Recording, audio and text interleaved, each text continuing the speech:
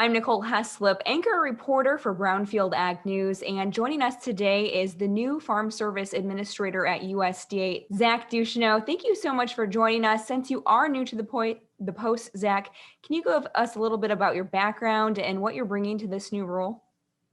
Yeah, absolutely. I am a member of the Cheyenne River Sioux Tribe.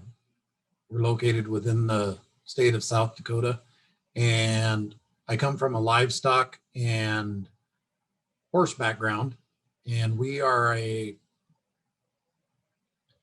family operation, run about 250, 300 head of cows, more horses than I'd care to speak about.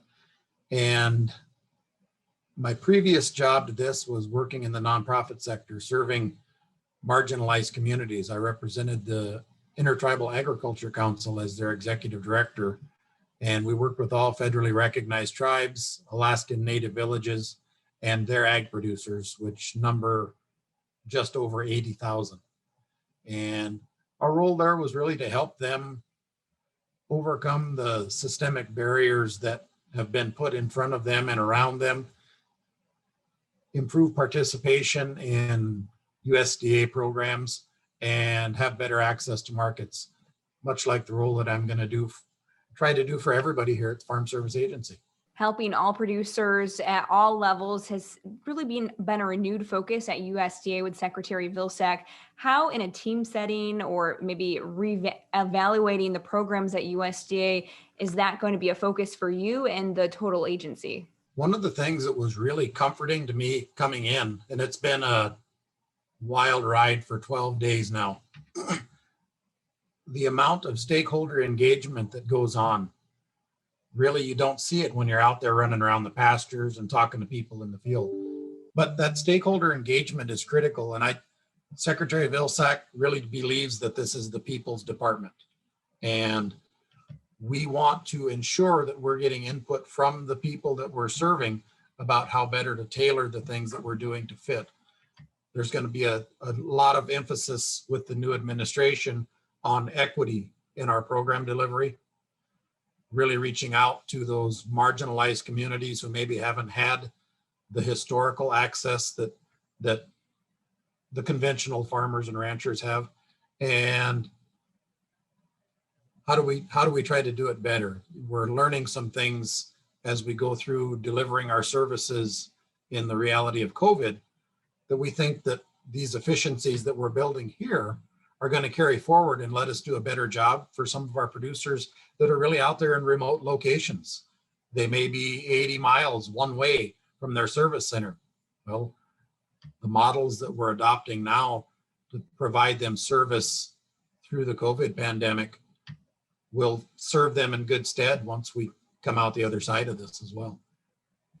It's a great kickstart to a new administration. A deadline approaching fast is the crop insurance deadline, March 15th. A lot of producers know.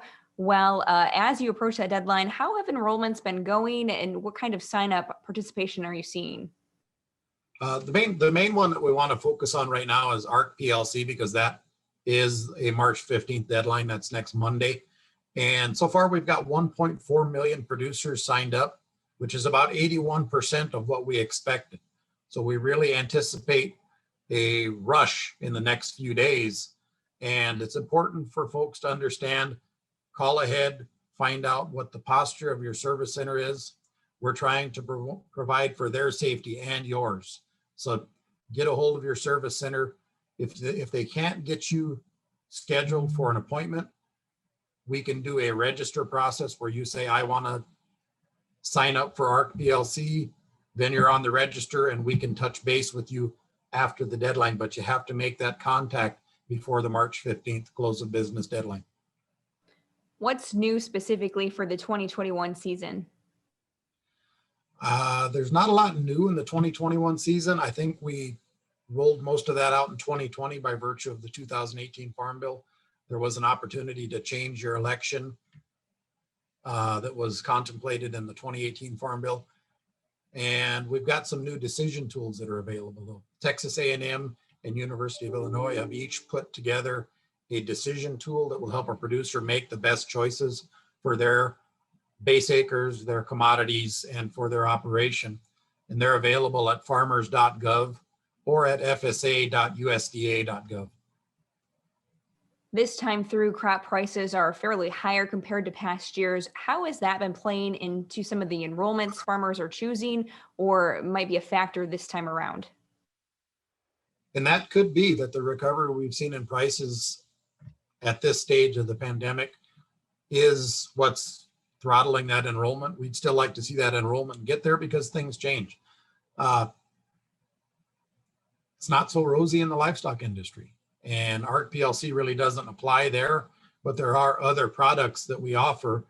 And for our livestock producers out there, record keeping is critical. I just heard a news report on USDA radio that there's a couple of big storms coming. Make sure that your records are in order, and make sure that you document your losses and make that notification to your county office when you do have a loss, because some of those standing disaster programs that serve our livestock producers and others have those requirements of verifiable information. You mentioned calling ahead before getting in contact with the local FSA. How has this virtual environment within COVID affected enrollments, or maybe that process, maybe for the better, or some hiccups that you've had along the way? It's challenging because our staff, as much as our producers, really enjoy that face-to-face in-person communication. And it might be the only time the producer comes to town to come visit the county office and make their ARC PLC election. We've experienced some, I wouldn't call them a struggle, but there are folks that really want it to get back to normal. And it's important to remember that the quickest way to get back to normal is to take those precautions now so that we can get there and get ahead of this pandemic. I do think that some of the things that we're building now are really going to be beneficial in the future. You know, the need for a wet signature on some of these documents always frustrated me in my previous job. So I think that we're building out models where people that are comfortable with that can do it. We have to understand there's a balance. There's a next generation of farmers that are your age, the generation younger than me, that would rather do things, are comfortable signing on their phone with their finger. But we also have the average age of the farmer and rancher in this country in the mid to upper 50s who would rather have paper in their hand, read it, take it home, set it on the coffee table, and they prefer that model of service delivery. So we're trying to find a balance for that helps us provide better service at the end of this for everybody, be more inclusive of those younger operators, of those marginalized operators who might not have broadband access at all, and the older producers who are comfortable with the way things were going. To wrap us up with, Zach, any last comments on this process? A week left to get those signups on. Just make sure you get out there and get signed up. It's really critical that we have producer participation in these programs. And without your input and your follow-up, we can't provide a better program that's more tailored to meet your needs. Again, FSA Administrator Zach Ducheneaux, thank you so much for your time. Thank you very much, Nicole, for having me. And thanks to Brownfield Ag News for carrying the message. We really appreciate the relationship. I'm Nicole Heslop with Brownfield.